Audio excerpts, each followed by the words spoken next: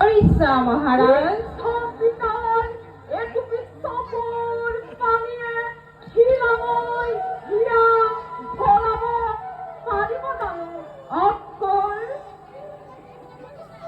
কালিময় মহাৰাজ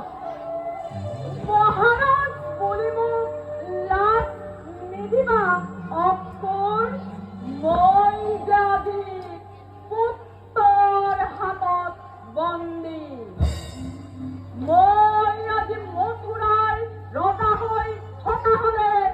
প্ৰজাৰ চকুৰ পানীয়ে ধাৰ কব লগা নহলহেঁতেন অক্ষৰ নহলহেঁতেন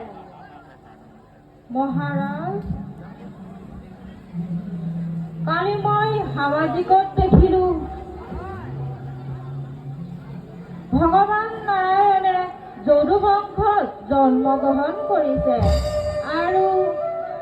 লগে লগে মনত পৰিলে সেই দৈৱবাণীৰ কথা দৈৱবাণী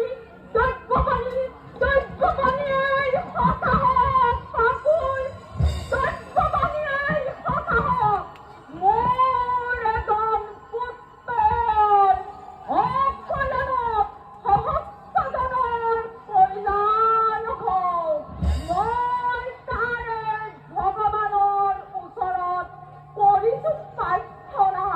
মই তাৰে ভগৱানৰ ওচৰত কৰিছো প্ৰাৰ্থনা অক্ষৰ মথুৰাবাসী আজি দুৰ্ভাগ্য ভগৱানে আপোনাক দীৰ্ঘজীৱী কৰক মই আৰু জীয়াই থাকিবলৈ অকণো ইচ্ছা নাই অক্ষৰ মোৰ আজি নিমিত্ততে মৰণেই অন্তিম নিয়তি মহাৰাজ সকলো নিয়তি দিলা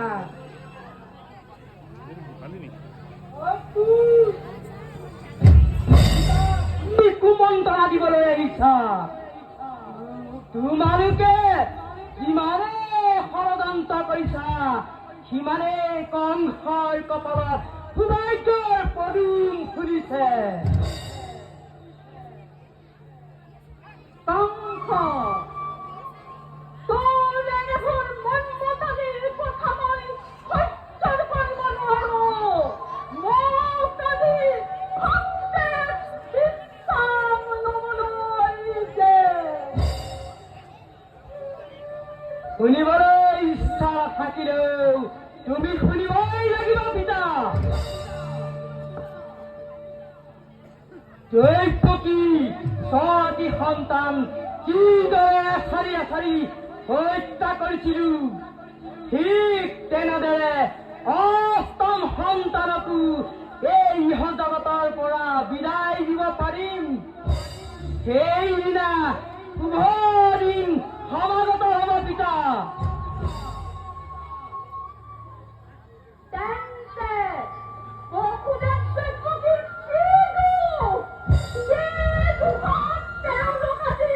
বন্দী হ'ব লাগে? কংস,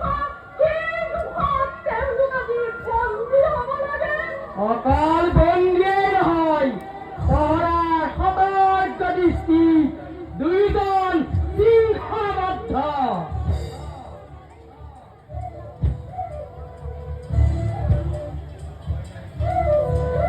তুমি চিন্তা নকৰিবা পিতা মই এতিয়া আহিলো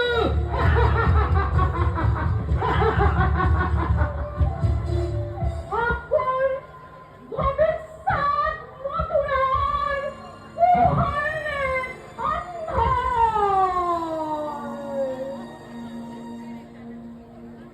মহাৰাজ পোহৰ